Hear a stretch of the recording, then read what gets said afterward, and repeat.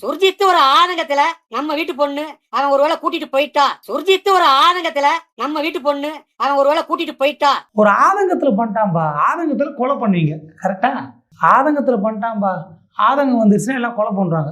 இழுத்துன்னு போயிட்டா அதான் என்ன? இழுத்துன்னு போயிட்டா வாழ போறாங்க. கவின் 1 லட்சம் ரூபா சம்பாதிச்சாரு, நல்லா படிச்சிருக்காரு, சூப்பரா வாழ்ந்துருப்பாங்க. அவங்க சூப்பரா வாழக்கூடாதுன்னு இப்படி பண்ணுது. ஆதங்கத்துல சூப்பரா வாழ்ந்துட்டு ஆதங்கம் வந்துடும். அந்த ஆதங்கத்துல அந்த பொண்ணை பெத்து வளர்த்துட்டு ஒருத்தன் தட்டி தூக்கிட்டு போவான் பாருங்க. அந்த பொண்ணை பெத்து வளர்த்து ஒருத்தன் தட்டின்னு தூக்கின்னு போவான் பாருங்க.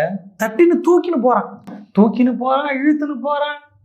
பொண்ணு லவ் பண்ணியிருக்கு, அவன் கூட கல்யாணம் பண்ணிக்க போகுது, வாழ்க்கை அமைச்சிக்கிறான். அதனால தட்டின்னு தூக்கின்னு போயிடுவோம். பொண்ணை பெத்து வளர்த்து நாங்கள் இப்படி வைப்போம், அப்படி தட்டி அப்படி தூக்கின்னு போயிடும். என்னையா பேச்சு இது? பொண்ணை எப்படியா தட்டி தூக்கின்னு போக முடியும்? அந்த பொண்ணுக்கு பிடிச்சிருக்குல்ல, பொண்ணுக்கு எதுக்கு